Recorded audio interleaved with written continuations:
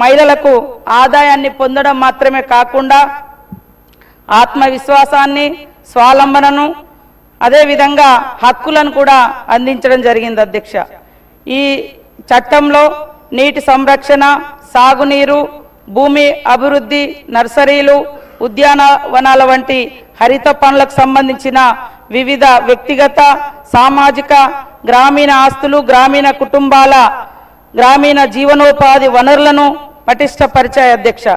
ఈ పథకం కింద సీసీ రోడ్లు, జీపీ భవనాలు, అంగన్వాడీ కేంద్రాలు, గ్రామీణ పారిశుద్ధ్య పనులు మున్నగు వాటి ద్వారా గ్రామీణ మౌలిక సదుపాయాలను పటిష్టపరచడం జరిగింది అధ్యక్ష.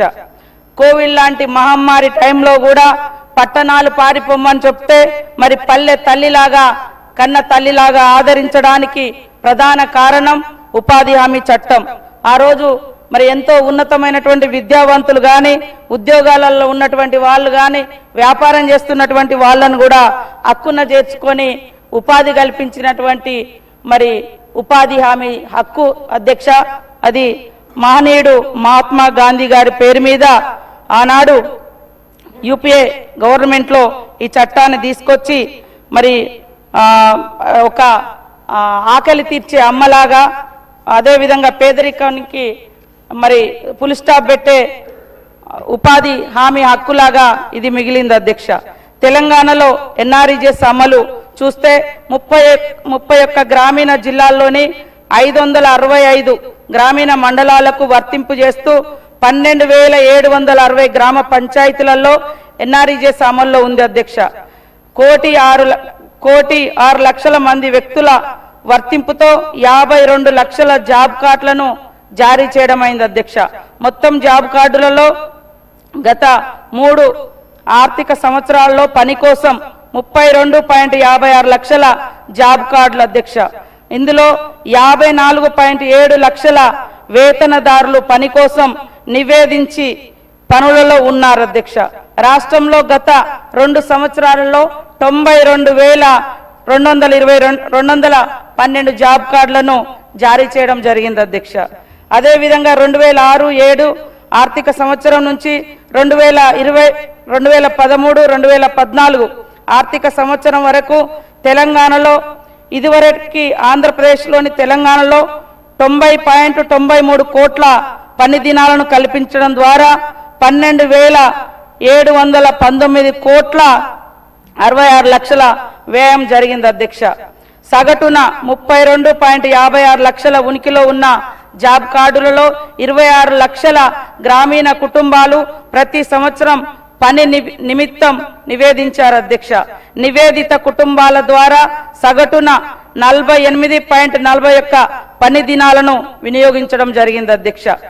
2014 వరకు చేపట్టిన ప్రధాన పనులు 2,988 కోట్లతో ఎస్సీ, ఎస్టీ, చిన్న సన్నకారు రైతుల భూమి అభివృద్ధి చేయడం జరిగింది అధ్యక్ష. అదేవిధంగా 1,842.18 కోట్లతో సీసీ రోడ్లు, వ్యవసాయ క్షేత్రాలకు రోడ్లు, మెటల్ రోడ్లు మున్నగు వాటితో పాటు గ్రామీణ అనుసంధాన ప్రాజెక్టులను కూడా ఏర్పరచుకోవడం జరిగింది అధ్యక్ష. 1,316 కోట్లతో సాగునీటి చెరువుల పునరుద్ధరణ, 1,051 కోట్లతో భూమిని లెవెలింగ్ చేయడము, 773 కోట్లతో క్షేత్ర మరియు ఫీడర్ ఛానళ్లు, 503.3 కోట్లతో మొక్కలు నాటడం, 224 కోట్లతో వ్యక్తిగత మరుగుదొడ్ల నిర్మాణం జరిగింది అధ్యక్ష.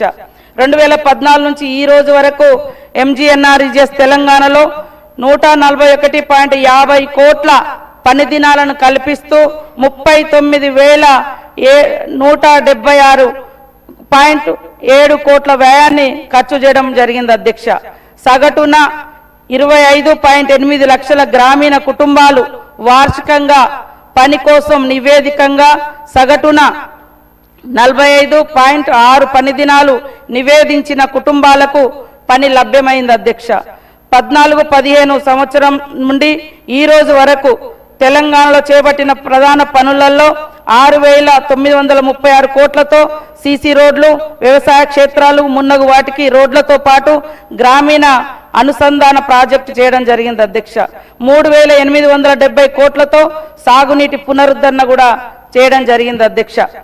అదేవిధంగా 3,863.17 కోట్లతో మొక్కలు నాటడాన్ని చేపట్టడం జరిగింది అధ్యక్ష.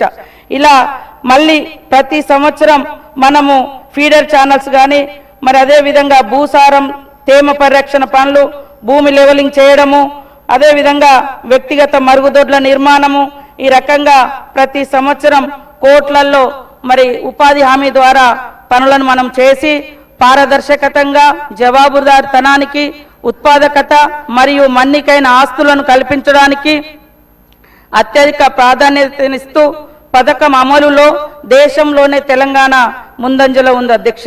పథకాన్ని సమర్థవంతంగా అమలు చేయడంలో రాష్ట్ర ప్రభుత్వం, జిల్లాలు, మండలాలు, గ్రామ పంచాయతీలు జాతీయ స్థాయిలో వివిధ అవార్డులు కూడా పొందడం జరిగింది అధ్యక్ష.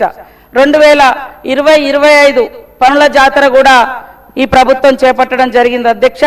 2020-25 పనుల జాతర ఆగస్టు 22వ తేదీ నుండి పాటించే గ్రామ పంచాయతీలన్నిటిలో వివిధ ఎన్ఆర్జిఎస్ పనులను ప్రారంభించడం జరిగింది అధ్యక్ష.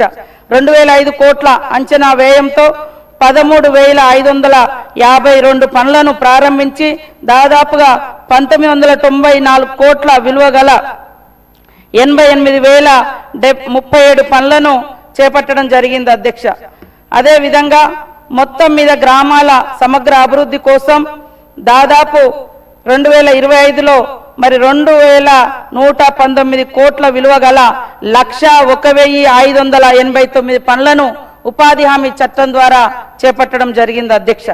ఈ చట్టం స్థానంలో మహనీయుడు మరి మహాత్మా గాంధీ గారి పేరు తొలగిస్తూ కొత్తగా 2025 మరి డిసెంబర్ 1వ తారీఖు నాడు పార్లమెంట్లో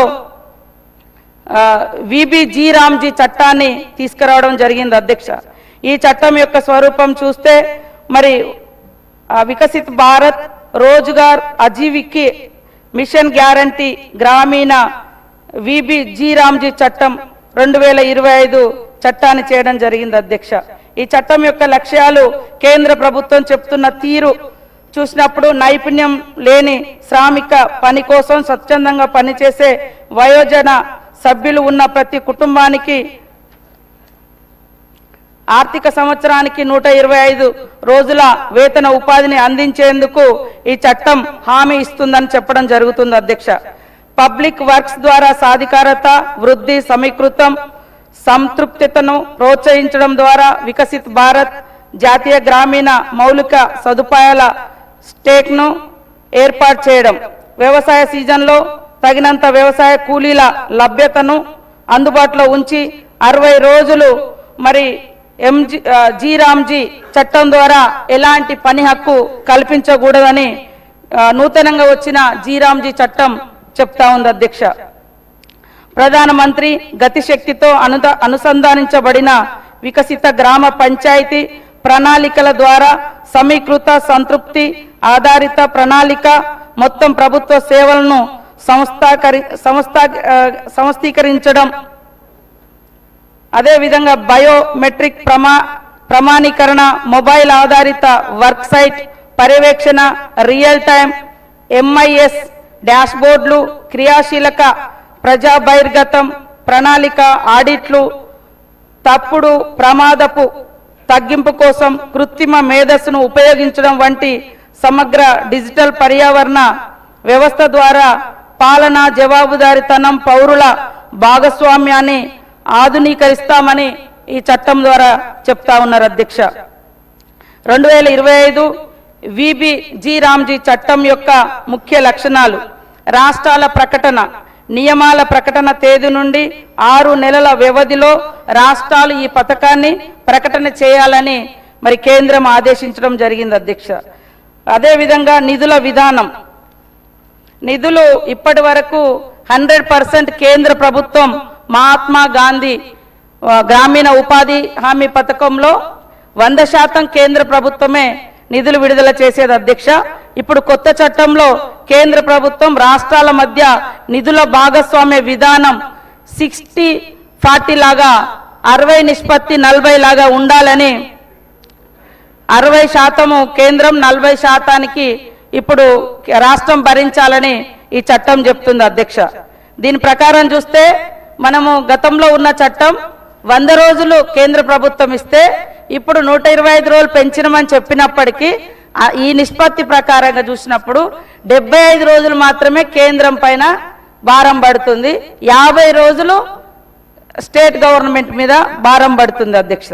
పథకం అమలు కోసం సిబ్బంది పరిపాలన సంస్థాగత వ్యవస్థ మద్దతు కోసం మొత్తం పనుల వ్యయంలో పరిపాలక భాగాన్ని 6% నుండి 9% పెంచినట్టుగా కేంద్ర ప్రభుత్వం ఆ చట్టంలో చూపించడం జరిగింది అధ్యక్ష. 6% గతంలో MGNREGS లో 6% 100% కేంద్ర ప్రభుత్వం భరించింది అధ్యక్ష. ఇప్పుడు మరి 60-40 రేషియోలో 9% పెంచిన దాంట్లో మనం చూసినప్పుడు కేంద్రం మీద కేవలం 5% మాత్రమే భారం పడుతుంది అధ్యక్ష. ఈ పరిపాలనా విభాగానికి సంబంధించినటువంటి సాలరీస్ కానీ అడ్మినిస్ట్రేషన్కి సంబంధించి కానీ. అదేవిధంగా సాధారణ కేటాయింపులకు సంబంధించి కేంద్ర ప్రభుత్వం ప్రతి రాష్ట్రానికి లక్ష్య పరిమితులతో మరి అంటే కొన్ని షరతులతో కూడినటువంటి మిశ్రమ సూచిక ఆధారంగా నియమబద్ధ కేటాయింపులను చేస్తుంది అధ్యక్ష. ఆమోదించిన నియమావళి కేటాయింపుల కంటే ఎక్కువ ఖర్చు రాష్ట్ర ప్రభుత్వ బాధ్యతగా ఉంటుంది అధ్యక్ష. ఇప్పుడు వచ్చినటువంటి నూతన చట్టంలో కేంద్ర ప్రభుత్వం నిర్ణయించిన విధంగా ప్రకృతి వైపరీత్యాలు లేదా అసాధారణ పరిస్థితులలో అనుమతించదగిన ప్రత్యేక సడలింపులు, సకాలంలో ప్రతిస్పందన మరియు ఉపశమనం, తాత్కాలిక మార్పులను అనుమతించడం అవుతుంది అధ్యక్ష. అదేవిధంగా వ్యవసాయ సీజన్ 60 రోజులు పనిలేని కాలంగా గుర్తించాలని మరి కేంద్ర ప్రభుత్వం రామ్జీ చట్టంలో పెట్టడం జరిగింది అధ్యక్ష. వ్యవసాయ కార్మికుల లభ్యతను నిర్ధారించడానికి రాష్ట్రాల ఆర్థిక సంవత్సరంలో 60 రోజుల వరకు ఉండే కాలాలను తెలియచేయాలి. విత్తనాలు వేసే కాలంలో అదేవిధంగా కోతల కాలంలో ఈ చట్టం కింద ఎలాంటి పనులను చేపట్టవద్దని ఈ యొక్క రామ్జీ చట్టం తెలియజేస్తుంది అధ్యక్ష. పనుల ప్రణాళికకు సంబంధించి వికసిత గ్రామ పంచాయతీ ప్రణాళికల ద్వారా చేపట్టవలసిన సమీకృత పనులతో పాటు రామ్జీ కింద పనులన్నింటినీ PM గతిశక్తి, GIS ఆధారిత పరికరాలు, ఇతర డిజిటల్ ప్రభుత్వ మౌలిక సదుపాయాలను ఉపయోగించుకొని గ్రామ పంచాయతీల అవసరాలను తీర్చడానికి ఒక భాగస్వామ్య సాక్ష్యాల ఆధారిత ప్రక్రియను రూపొందించడమైంది అధ్యక్ష. ఉత్పాదకత, స్థితి స్థాపకత పరివర్తన కలిగించే గ్రామీణ ఆస్తులను ఏర్పాటు చేసి వికసిత భారత్ 2047 విజన్తో అనుగుణంగా బ్లాకు, జిల్లా, రాష్ట్ర స్థాయిలో ప్రణాళికలను వికసిత్ భారత్ జాతీయ గ్రామీణ మౌలిక సదుపాయాల స్టాక్లో సమగ్రపరచాలి అధ్యక్ష. ఇంతకుముందేమో గ్రామ పంచాయతీలు వాళ్ళకి ఏం కావాలో వాళ్ళు నిర్ధారించి పైకి పంపేది. ఇప్పుడు అక్కడ వాళ్ళు ఏం చెప్తారో అది మీరు అమలు చేయాలని పైనుంచి ఇప్పుడు పెట్టినటువంటి చట్టంలో ఉంది అధ్యక్ష. అమలు ముసాయిదా గ్రామ పంచాయతీ ప్రాథమికంగా అమలు బాధ్యతను పోషిస్తుంది అధ్యక్ష. గ్రామ సభ పనులన్నింటి అమలును పర్యవేక్షించి సమీక్షిస్తుంది అధ్యక్ష. బ్లాక్ స్థాయి ప్రణాళికలు ప్రతిపాదనల ఏకీకృతం చేయడం, సమీకరణను సులభతరం చేయడము, ఇంటర్మీడియట్ బ్లాక్ పంచాయతీలు, మండల పరిషత్తులు దృష్టి సారిస్తుంది అధ్యక్ష. జిల్లా పంచాయతీలు, జిల్లా పరిషత్తులు డిస్ట్రిక్ట్ ప్రోగ్రామ్ కోఆర్డినేటర్కు సహాయపడుతూ అమలు పర్యవేక్షణ కోసం సమగ్ర బాధ్యతను కలిగి ఉంటాయి. డిస్ట్రిక్ట్ ప్రోగ్రామ్ కోఆర్డినేటర్ జిల్లా స్థాయిలో కార్యక్రమాలన్నింటినీ అమలు పర్యవేక్షణ సమన్వయం కోసం బాధ్యత వహిస్తారు. ప్రోగ్రామ్ ఆఫీసర్ బ్లాక్ స్థాయిలో అమలు పర్యవేక్షణ సమన్వయం కోసం బాధ్యత వహిస్తారు. రాష్ట్ర గ్రామీణ రోజ్గార్ గ్యారంటీ మండళ్లు, స్టీరింగ్ కమిటీలు చట్టంలోని నిబంధనలను సమీక్షించడం, పర్యవేక్షించడం, సమర్థవంతంగా అమలు చేయడం కోసం రాష్ట్ర గ్రామీణ రోజ్గార్ గ్యారంటీ మండళ్లను ఏర్పాటు చేయాలని ఈ చట్టం నిర్దేశించడం జరిగింది అధ్యక్ష. నియమబద్ధ కేటాయింపులు, సమీకరణలు అట్టి ఇతర విషయాలకు సంబంధించిన అంశాలపై సిఫార్సు చేయడానికి రాష్ట్ర స్థాయి స్టీరింగ్ కమిటీలను ఏర్పాటు చేయాలని నిర్దేశించడం జరిగింది అధ్యక్షత. అదేవిధంగా తప్పనిసరి బయోమెట్రిక్ అటెండెన్స్, ఆస్తులకు geo tagging, real time MIS డాష్బోర్డులు, పబ్లిక్ డిస్క్లోజర్లు, సామాజిక తనిఖీలు, AI ఆధారిత ప్రణాళిక పర్యవేక్షణ, ఫిర్యాదుల పరిష్కార యంత్రాంగం అధ్యక్ష. అదేవిధంగా రామ్జీలో ఉన్నటువంటి కొన్ని ప్రతికూల అంశాలు చూసినప్పుడు మరి ఎంజీఎన్ఆర్ఈజీఎస్ కింద గ్రామ సభల ఆమోదాలు, ఉపాధి కోసం మరి కూలీలు డిమాండ్ ప్రాతిపదికన కార్మిక బడ్జెట్ను రూపొందించడం అయ్యేది అధ్యక్ష. గతంలో చూసినప్పుడు టోటల్ బడ్జెట్లో కేంద్రం 4% ఎన్ఆర్ఈజీఎస్ కింద ఉండేది అధ్యక్ష. ఇప్పుడు కేవలం 1.37% మాత్రమే ఇప్పుడున్నటువంటి బడ్జెట్లో ఉంది అధ్యక్ష. డిమాండ్కు బదులుగా ఉద్దేశిత ప్రమాణాల ప్రాతిపదికన డిమాండ్ ఆధారిత లీగల్ ఫ్రేమ్వర్క్ నుండి కేంద్ర ప్రభుత్వం ద్వారా సాధారణ బడ్జెట్ కేటాయింపులకి మరి విబిజీ రామ్జీ అమలును మార్చుతుంది అధ్యక్ష. సాధారణ కేటాయింపుల మేరకు వేతన ఉపాధికి రాష్ట్రం పరిమితం చేయాల్సిన అవసరం ఉంది. నిధుల విధానంలో మార్పు, ఎన్ఆర్ఈజీఎస్ కింద 100% వేతన అంశానికి 100% కేంద్రం ఇచ్చేది అధ్యక్ష. 75% మెటీరియల్ అంశానికి కేంద్ర ప్రభుత్వం నిధులను అందిస్తుంది అధ్యక్ష ఎన్ఆర్ఈజీఎస్ కింద. అదేవిధంగా నిధుల విధానాన్ని జీరామ్జీ చట్టంలో 60-40గా మార్చిన ఫలితంగా కింది రాష్ట్ర ప్రభుత్వంపై అదనపు భారాన్ని, ఉదాహరణకు గతేడాదికి సంబంధించి చూస్తే ఎన్ఆర్ఈజీఎస్ కింద రాష్ట్రం వాటా కేవలం 532.13గా మన మీద భారం ఉండే అధ్యక్ష. ఇప్పుడు మరి అదే జీరామ్జీ చట్టం కింద రాష్ట్రం వాటా మరి 2320 కోట్ల ఉంటుంది అధ్యక్ష. అంటే దాదాపుగా 1800 కోట్లు. అంతకుముందు మన మీద భారం 532.13 కోట్ల భారం ఉంటే ఇప్పుడు దాదాపుగా 1800 కోట్ల భారం పడతా ఉంది అధ్యక్ష. ఏదైతే 60-40 రేషియో డివైడ్ చేయడంతో అదనపు భారం రాష్ట్రాల మీద పడడం జరుగుతుంది అధ్యక్ష. సగటున 32.5 లక్షల క్రియాశీలక ఇండ్లలో 1 లక్ష ఇండ్లు ఫ్యామిలీస్ కు వార్షికంగా 100 రోజుల పని 100 రోజులు దొరుకుతుంది అధ్యక్ష. అదనంగా 25 రోజుల సదరు 1 లక్ష ఇండ్లకు మాత్రమే లబ్ధి చేకూరుస్తా ఉన్నాయి అధ్యక్ష.